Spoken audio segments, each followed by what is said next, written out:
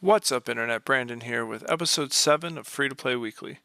We have 30 games for this week. It's been a busy week on Steam with games being released, so we got a decent amount of gameplay done this week, luckily, so I was able to stay caught up on stuff.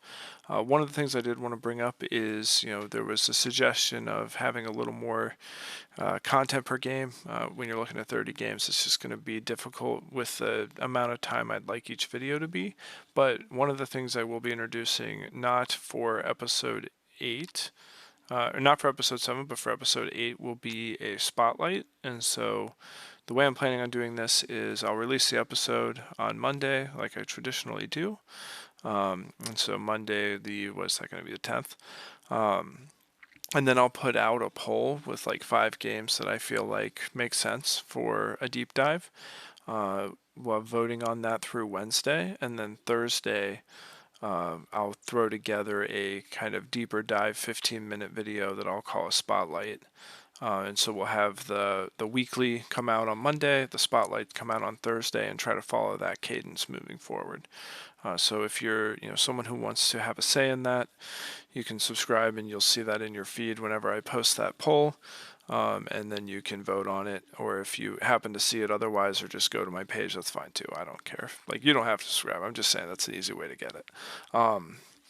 The channel's seen a lot of people in the last couple of weeks. I think the episode 6 is almost up to 500 views at the time I'm recording this, which is crazy to me. And so I just want to reiterate how much I appreciate everyone for kind of embracing the channel and providing feedback and asking questions about things that you'd like to see. I think through that I'll be able to improve and hopefully continue to deliver content that you guys feel is valuable. So that having been said, let's dive into episode 7. My recommended game for this week is Senet Households, and this is 1000% a biased pick. I was really excited to learn an ancient board game. Senet is an ancient Egyptian board game, and I am a board game enthusiast, which probably isn't surprising given the content of my channel. But I have probably over 200 board games that I play off and on, and so learning Senet was something I was super excited about. The game does a good job at teaching Senet and how the game is played. It is a long game, so be prepared to spend a decent amount of time on each game. There's just a lot of turns to get through. But the basic concept is you toss some bones. If you get them smooth side up, they count for like a point or whatever, and you go until you get 2 or 3 points, and then you get to use all the tosses that you threw to move your rocks towards the end of the game board. And there's a couple spaces on the game board that have rules around them. There's one space where if you land on it, you go back to the middle, and then the last 3 spaces, you have to have a 3, a 2, or a 1 to exit the board. So you can't like inch your way forward. If you're on the 3 space, the only way you get out is by tossing the bones and getting a 3. There's also a space that you have to stop at, so you can't go past that space until you land on it. And you can swap places with something you land on. So if I have if you throw the bones and you get no smooth points, it counts for 5 that you can move forward. And so if I did that and I move 5 and land on top of my opponent, then their piece would go back to the 5 spaces prior where my piece started. This is protected against if you have 2 pieces that are next to each other. They kind of shield each other and neither of them can be swapped out, which in the game that I did was kind of a nuisance because my opponent had 5 pieces in a row in front of me. So I literally couldn't move my back 2 pieces until he moved any of his pieces. And so I was able to get the rest of my rocks across the finish line. And then there were probably 4 turns of just me throwing the bones and not having an available move until finally he moved some of his pieces and I was able to finish the game out because he had 5 he had to get across the finish line and I only had 2, so I was able to surpass him. But yeah, it's a fun game. It's very, very well done. The tutorial was Made the game pretty easy to learn, and so for that, I appreciate it. I thought it was a lot of fun to play, and it was my game of the week. Firework War is a tower defense style game where you can use various fireworks to defend things from crossing this field. There are fountains, there are firecrackers, there are really big explodey ones that I couldn't afford on my playthrough. And so you get money as you destroy all the things and defend, from things crossing the field. And then you can use that money to buy new fireworks or to fix up your house. So you can put some money into the house. You can fix the rocking chair for grandma. And then you can buy more fireworks. After you finish a round, it'll bank your gold, and banked gold can be retrieved by clicking on the piggy bank, and it'll withdraw that money so that you can use that money to buy things on like your next round. It was a fun game. It was pretty enjoyable. There's a lot of variety in terms of learning what fireworks work best and how to place them. There's some that you place them and they don't blow up for 5 seconds, and there's some that blow up within a second. And so you have to learn kind of how each one plays in order to effectively place them while you're defending, against the hordes that are approaching. But it was a fun game. It's pretty good. Little tower defense style firework game. And you can switch the language. It starts off not in English, but I was able to get it switched over to English without any issues. Poop Rocket is a small arcade style shooting game where you are launching your poop downward to destroy things for points. And that's what the game's about. That is the goal of the game. Gameplay is fine. It works. It's not really my style of game, but it's out there for you to enjoy. If it's something that you've always imagined doing, is just pooping your way through space. Bump Superbrawl is a fun little mobile port that you move simultaneously with your opponent, and you need to predict what their moves are going to be so that your attacks can be successful. You can't move the same character twice in a row, so there is some strategy with knowing when to attack based on who your opponent utilized most recently. That person's going to be vulnerable to attack. This game has a lot of character variety that I saw in my short time playing it. There was a number of characters that I unlocked that have varying levels of move sets and things they can do. And the gameplay was smooth. I thought it was pretty fun to play.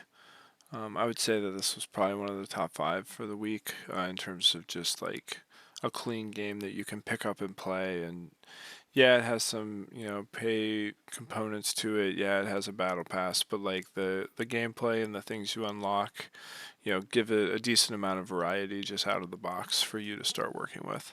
So I thought that this was one of the better games this week.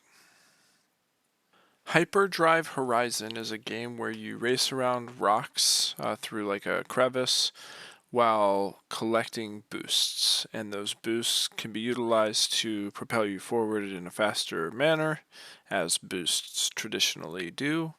And when you're moving faster, you get more points, and then the main point of the solo mode is to collect as many points as possible. In solo mode, if you're able to collect 50,000 points, you unlock new color schemes for your ship. And then there's an AI mode, which is a race, where it's, you're just racing against 2 other ships, trying to come in first. And if you come in first, then you get to unlock a new ship. And so you can go through and play both those modes. There's multiple levels for each. I found the game to be really relaxing and enjoyable to play. It's kind of Race the Sun-esque if you've played that game, where it's just moving back and forth while dodging things that are coming at you, or aiming for things, as this case is, where you're aiming for those boosts so that you can try to continue your forward propulsion as fast as possible so that you can ensure that you're done in as quick of a time as you can be so that you get either a lot of points or so that you win the race. It's a fun game. I enjoyed it a lot, so recommend checking it out. Lanesplitterz is a fun take on a bowling game where you launch a ball out of a cannon down a lane and try to hit as many pins as you can. And you get 2 chances like a traditional round of bowling, but your opponent is also launching their bowling ball down the lane at the same time. And so there are times where you'll be aiming at something and your opponent will cut you off or run into you and kind of deflect you away from what you're aiming at. There's 3 matchups that you have in the game, and they're each 5 frames. And then there's some things that are different from match to match. So one of them has like mines that you have to either dodge, or if you run into them, they launch you in the air. And then there's another one that has a new pin type that's worth 2 points, as opposed to the 1 or the 5 with the normal pin versus the golden pins. You can, after you launch your ball, you can hold down W to make it move forward faster. You can also use S and D to put spin on it, but you only have so much. You have a meter for how much you can change your ball trajectory, and once that meter runs out, then the ball is just going to follow the path it's on for the remainder of the lane. I was able to win all 3 matchups in my playthrough, but like I said, it was a fun game. I really enjoyed the take on, a unique take on a bowling game, and so this one was in the running for recommended game of the week, barely losing out to Senet. Saccharine Pale? The question mark is theirs, not mine. This game is just a fever dream. I have no idea what was happening most of the time. At one point, I collected something that made the world really angry. I killed a big crab. I got dominated by a fox.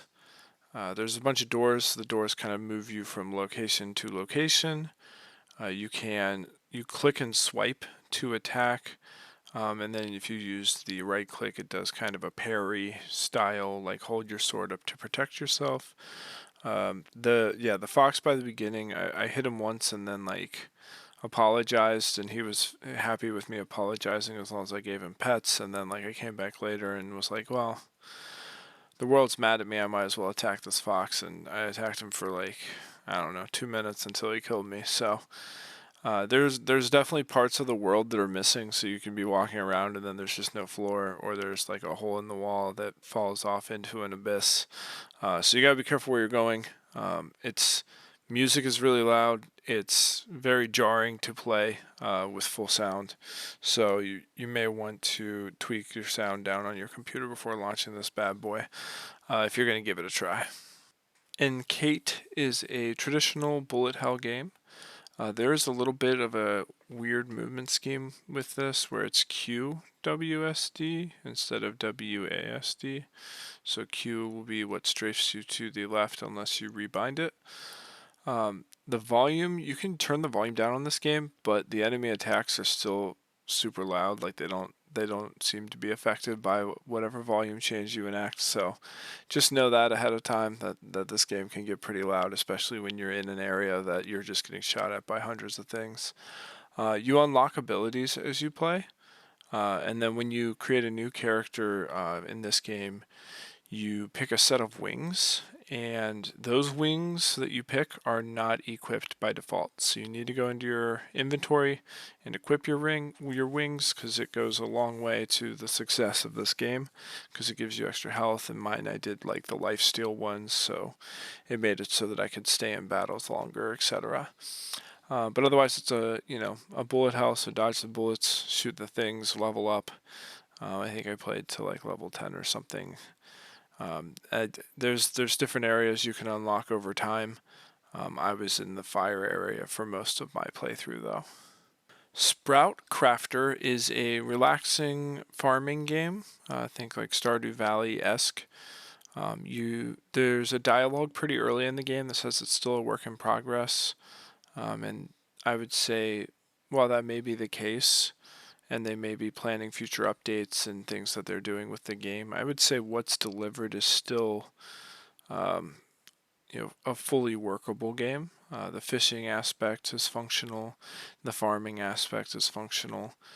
Sure, there's an opportunity to fill in the town a little and give you a little more things to do during the day, other than just planting your crops, watering your crops, harvesting your crops, or fishing. But from a just straight farm management sim perspective, I think all of the pieces are there, where you can go out front of your house, and on each Monday there will be a new task. And so there's, the first task I got was like farm some chili peppers to give to one of the people. And so I went to the store and bought some chili pepper seeds, and planted, I think I needed 15 for the quest, so I planted 15 seeds. Watered them for like 8 or 9 days, so it does take a little while for your plants to mature to be able to be harvested, which is in line with how plants are in real life. You do get more than one per harvest, it seems like, almost every time, so don't feel like you have to buy the number of seeds for the number of plant you need, but make sure that you aren't like underselling it either. So I would get within 3 probably. That way, if you have extra, you can take those back and sell them. There is a market component to selling, where if you sell the same thing a lot, its price goes down because the supply is high while the demand may or may not be changed. And yeah, so there's a lot of cool aspects to this game. I found it to be very enjoyable and relatively fledged out and able to be played through. Scary Teacher 3D is a game where you try to do things to get back at your big scary teacher from your school. The first level sees you trying to save a mime who she has locked within her house. And so you're trying to find the key to get the mime out. Her house is different each time you play, so I got caught a few times, so I played the same level multiple times, and different windows are boarded up each time, and there's other barriers. I think at one point I ran into a lock that I was able to break with a hammer, and you can find things like hammers and crowbars and a number of other instruments that you can use to work your way into the house. There is it's mostly line of sight, with trying to avoid the scary teacher knowing that you're in her house.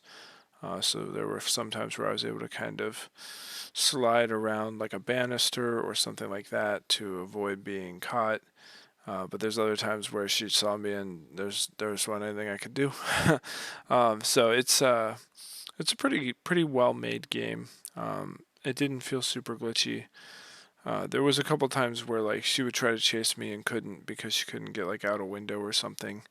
But that's pretty minor. I feel like the game overall is pretty well made. I think there were 4 or 5 levels, so there's a number that you can do. The one thing about the game that did bother me a little bit is that there's a hint key, H, and it flashes in the bottom left like after about 4 seconds. And whenever I hit it, there was never a hint there for me to read, but it would like go off again like 10 seconds later, and I was like, oh, there's a hint now, but no, there still wasn't a hint. So like I don't know what's going on with that. But other than the hint thing just being possessed, the game itself, it was a fun little game to play. Crashed is a nice little stealth game where you need to collect pieces to your ship after crashing on a planet. And this is done by completing a number of levels that have a gear, towards the end of those levels. And these levels are some combination of like platforming and stealth. And there is a little bit of like attacking. You can throw your head at aliens or alien robot things as long as you're behind them and knock their heads off. And then you can pick their heads up and go place them in these little pedestals that'll open doors or trigger other things.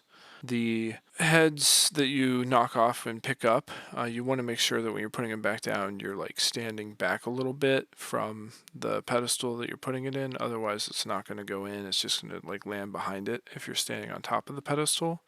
And then you're going to get caught while you're sitting there trying to fix it. There was one level that had little tunnels that I didn't know that I could go in until there was an area where it was like there was nowhere else to go, and I was like, oh, I guess I can go in these. So if you're playing through this game, I think it's there's 5 gears you have to collect. There's one in the main world, and then there's 4 that are in kind of these levels that you can go into. And the game itself, I think it took me 20 minutes, give or take. But it's a well-made game. It's a pretty fun game, and it doesn't take too long. So, if you like stealth or platformers, this is probably worth the 20 minutes to sit down and play through. Southside Racing is a kart racing game that has one map that I was able to play called The Garden, and 3 karts to choose from. There are items that you can acquire when you're on the map. I did a time trial single player mode because there weren't any servers that were running, and I opened a server and left it open for a few minutes and didn't have anyone join, so I just did a time trial. The map is pretty fun to drive on. It's a little trippy, kind of F-Zero X style of going upside down and having weird turns that are hard to predict as you're progressing through the map. And the steering was good. I felt like, the whole time I was in control of the vehicle, it never was like trying to turn and it wasn't turning fast enough. I think there is a little bit of getting used to the maps to be able to optimize your turns while you're, flowing through a lap. That I was able to kind of get to it because I think you get 4 laps when you're doing time trial, and so I thought that getting used to the map wasn't too bad. And yeah, it was a nice little racing game. If you have some friends and want to get together and cart down and drive out, this is a game that's available for you to do that with. Fear the Unknown, Dave's Story, is a story-based game where you are traveling out into the middle of nowhere in a national park to update and clean a house that's been kind of left sitting for a while.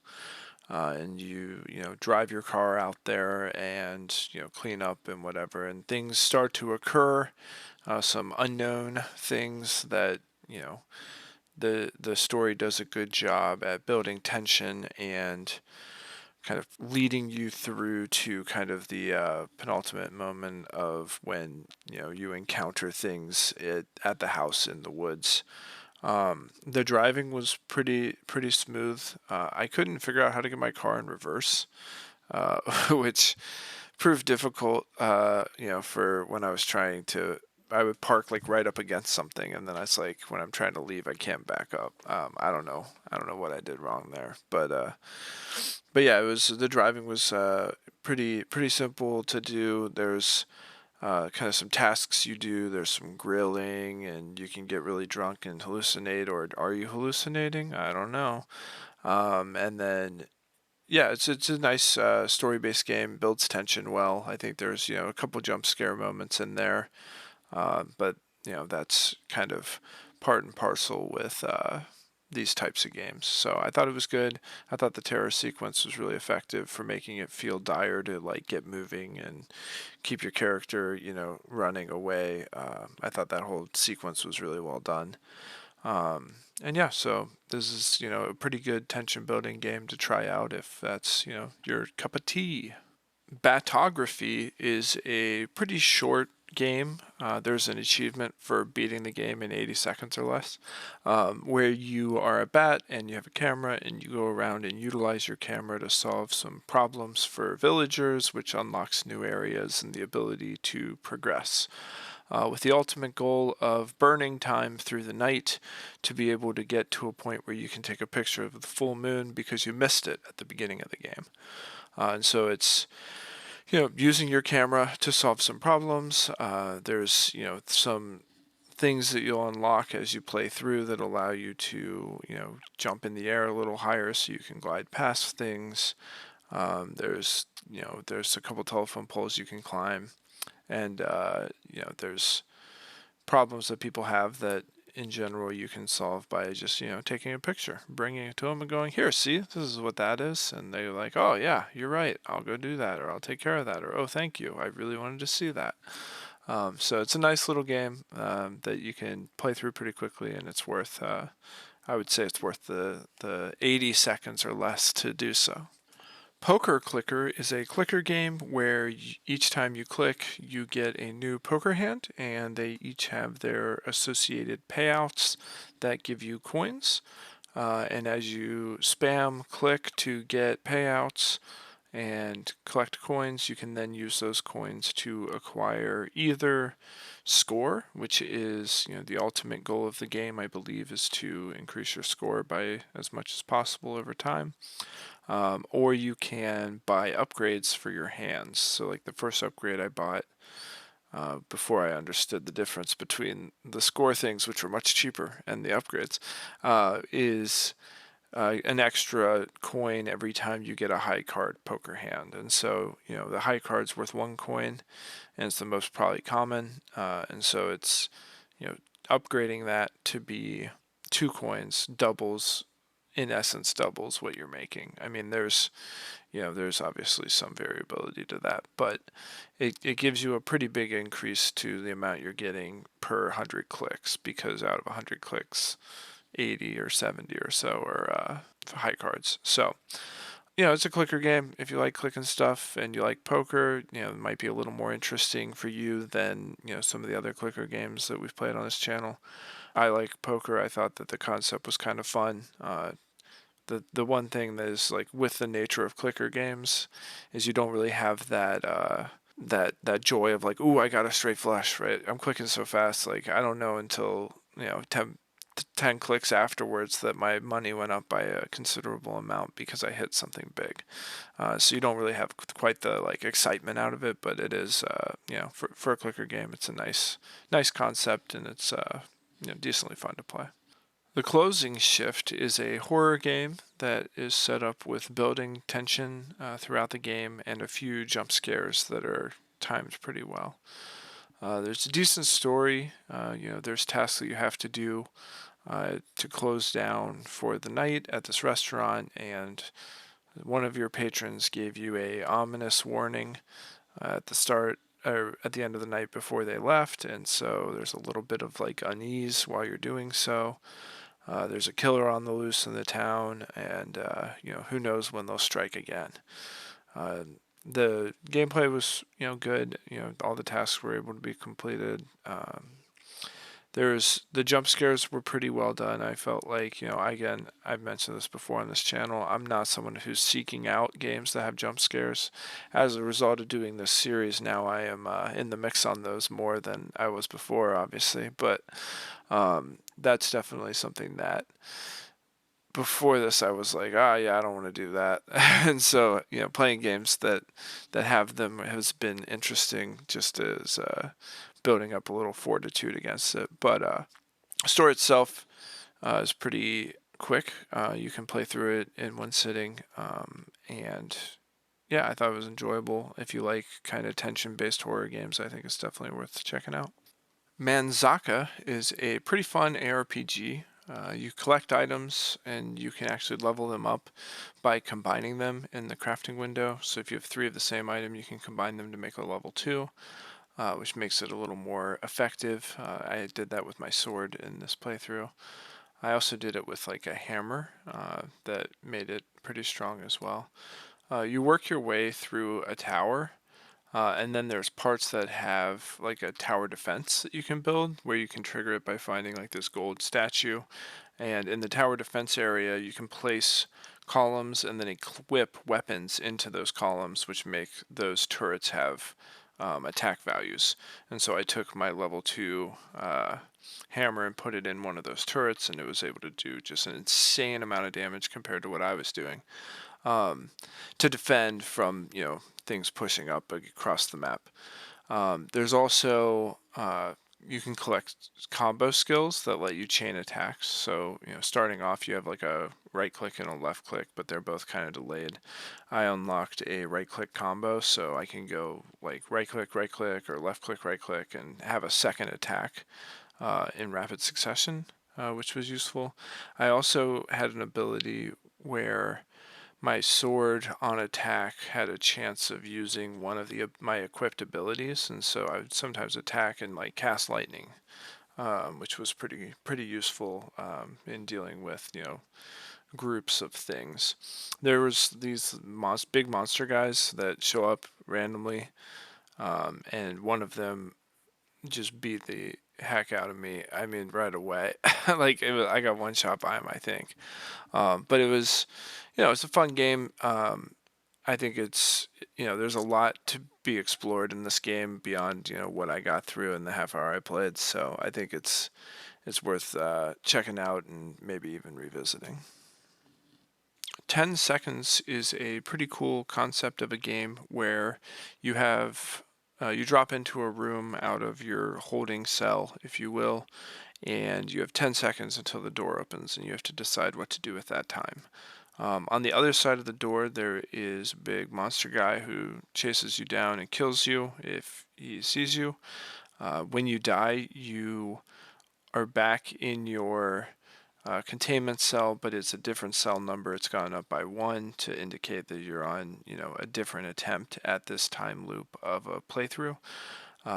The world below you, though, is object permanent in some ways. So if you pick up the flashlight and the door opens and you run into the door and then get killed, the flashlight won't be in the room below you. It's going to be in the hallway where you died. And so there's a little bit of strategy around, if I'm going to get caught, where do I want to get caught so that I can get my stuff back in a decently efficient manner, and I'm not like, well, everything I collected is on the other side of the monster. There are lockers that you can open if you have the hammer, and then once they're open, you can utilize them without the hammer going forward. So I was worried, on my first or my third playthrough, when I went down there, that like my hammer was in the hallway where I died, and so I wasn't going to be able to get in the locker when the monster came in, and that wasn't the case. So once you get the locker open, you can utilize it.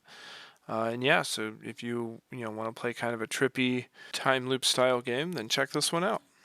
Sorcerer Smackdown is a hot seat multiplayer fighting game.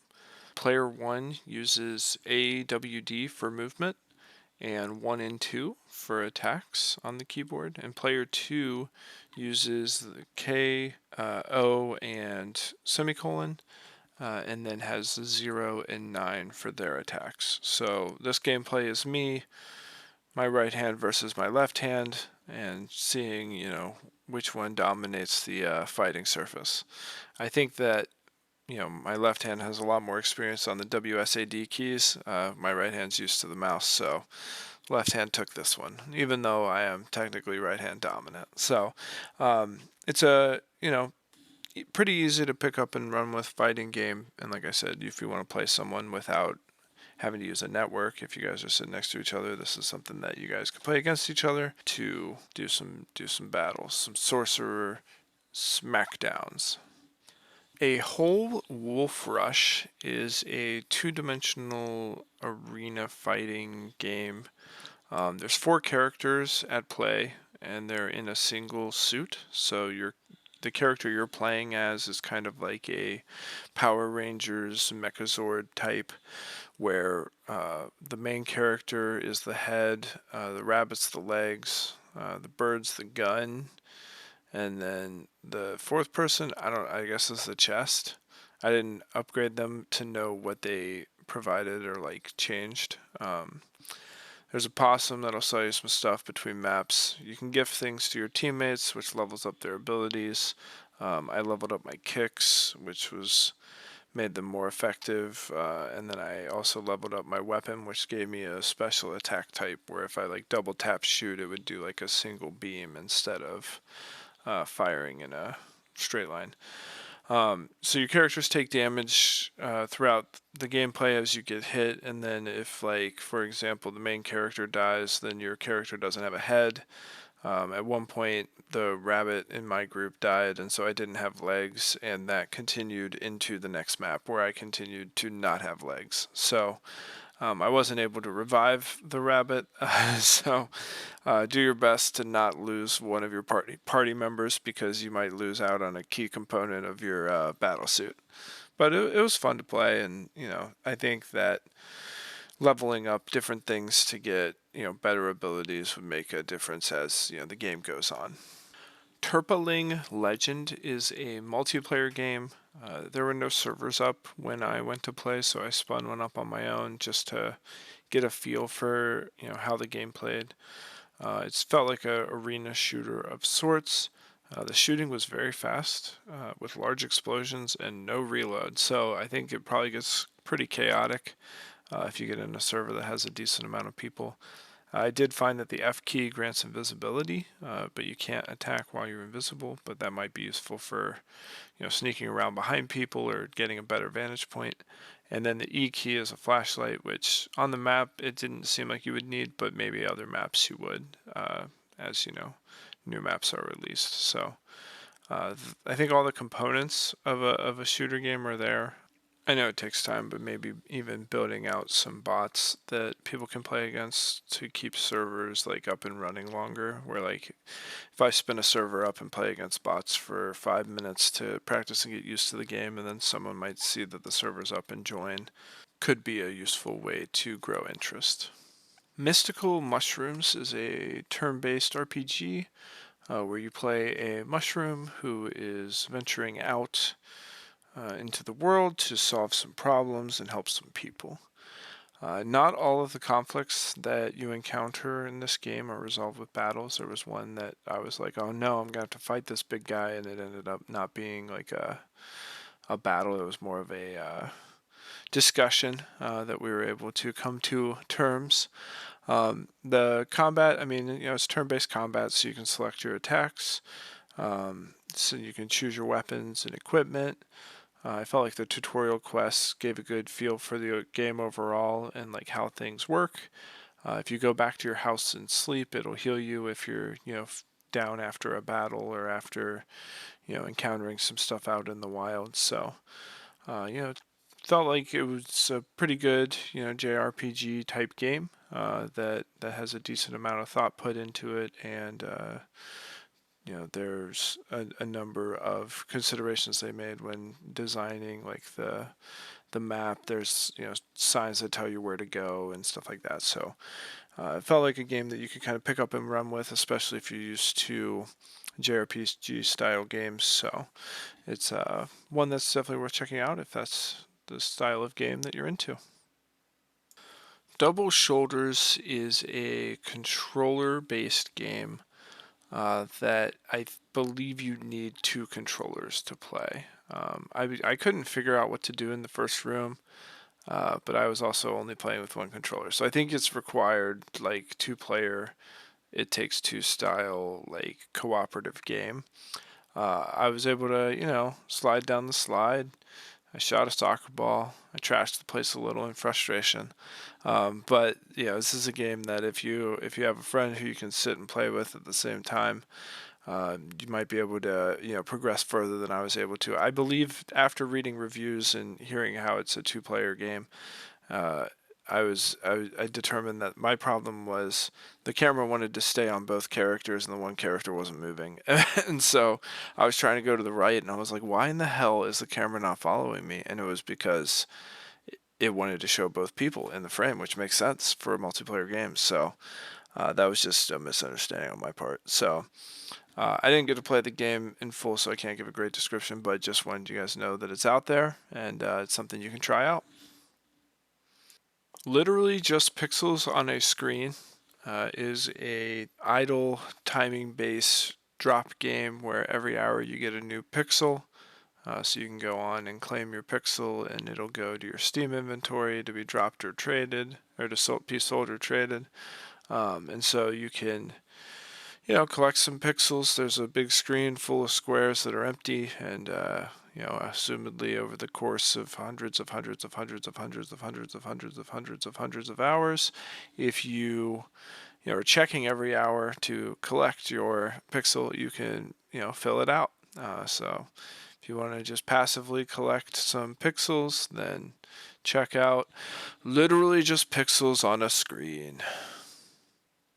Oublivious is a platformer game that you are in what feels like some sort of like ancient temple style area, and you are running and jumping over pits and avoiding lava, and there's these like skeleton dudes who I don't really know what they do. Like they get in your way, but I don't think there's actual damage, because I just stood there and let them hit me one of my playthroughs just to see if like I died, and I don't think so. I think once they run into you, they like disappear, but like they block like jumps and stuff, so they are a nuisance in some ways. But you dodge those. You can dodge, like, there's spikes that you have to avoid, and you're just trying to make your way, through a platforming map. So if you like platformers, especially first-person style, then this is a game that you can try out and try to get all the way through. Hidden Arcade Hundreds of Ghosts is a relatively easy hidden object game where you go into these arcade banks that show a scene from a fictitious arcade game, and you find all the ghosts that are sitting there in the screen. There's 100 achievements to get for completing the first level, so if you're someone who's just trying to collect some achievements, like I said, it's not too difficult. They also have a magnifying glass you can click that'll kind of hone you in on a given. If you're stuck on like one, which I was at the end, I was like, I don't know where I missed one, but let me just click this so I can kind of zoom in on it, and so you can get through it pretty easily. So yeah, there's 100 achievements here to be had, and like I said, you can, if you like hidden object games, you can kind of just go through and try to find all the ghosts in all the games. All the achievements seem to be tied to the first game, so anything beyond that is not achievement driven. It's just, trying to make sure that all the arcade banks are good to go. Nephilim is a fun ARPG that has some platforming aspects. Depending on what point of view your character has, you have like some more platforming and jumping from place to place or dashing across gaps. And then there's, when you're behind the character, it's more of a traditional ARPG of like attack the things that are around you. You can find gems in chests and then use those to upgrade your character. Upgrades can take the form of additional attack, additional defense, additional health, or additional health potions. So if you're wanting to carry more potions, that's an upgrade that you can get as well. You can go to bonfires to heal you, save, and refill your potions. If you choose to rest at a bonfire, all of the enemies respawn, similar to like Dark Souls. And then there's some comboing involved in terms of trying to, take down large groups of enemies. You can get some combos going to try to like, defeat them a little faster. So the gameplay was pretty smooth. It's a nice little ARPG, and it's something you can check out. SNAREWAVES Shooting Challenge is a side-scrolling aerial combat game. The controls for this game is space to shoot and WASD to move around. The boxes that you see coming at you, if you collect them, they give you multi-shots. You can shoot in kind of a V and hit more things. I didn't know how to shoot, so I started way in the hole when it comes to points. The way the points work is you lose like 100 whenever you get hit by something, and you get 10 whenever you blow something up. So it took me a hot minute to catch back up to at least being even on points, because I think at one point I was like negative 4,000 points. So I had to kind of focus up to climb my way out of that hole. There's an area that looks like there's a little tunnel you have to go through, and you don't. You can just fly in front of the other stuff. So feel free to use the area around you so that you're not getting hit by things, and you can work your way across the map. I played for a decent amount of time, and the map never ended. So I don't know if there's an ending or not, or if it's just kind of a you play until you don't want to play anymore. But yeah, so you can work your way across. It felt repeating, so I feel like it's just a thing that you can just keep playing through. But If it does end, then I didn't quite make it. Maybe you will. Melon Clicker is another clicker game that was released this week. This one, you collect a melon for every 100 clicks. So you click 100 times and you gain one melon. You can use melons to get upgrades. Like we've seen in other clicker games, the upgrades are unlabeled, so I have no idea what benefit each upgrade provides. I think I got two hose that assumedly would help me get watermelons faster, but I just don't know what effect was enacted when I acquired them because there just wasn't any text around it. So some labels would help out. This is in early access, so there is a chance that those labels are in process and will be added, and there will be some clarity around how to effectively click your way to farming greatness in this game. But it's in early access, so it's still getting built out. But all of the functions are there. I think that just some labeling and some explanation around the goal of what you're getting when you're buying these upgrades would go a long way. In Jumping Henry, you run around collecting coins. You do have multi-jump, and you can do it up to 4 jumps, which is not something I was anticipating originally. So I was like, how am I supposed to get any of these coins that are up in the air, because I can't jump that high? And the jump pads were kind of wonky in terms of like how they launched me. But once I knew that you could jump more than once, that made a big difference to the success of collecting coins. The graphics are good. It does take up a lot of space for what it is. I think that's probably mostly due to the graphics and using the Unreal Engine. But it's, I think, almost 30 gigs, which is considerable, right, when you're looking at a free game that you're looking to just burn some time on. But the graphics are good. The intro playthrough area was actually pretty intriguing before you get to the jumping area. I felt like the intro area was pretty cool.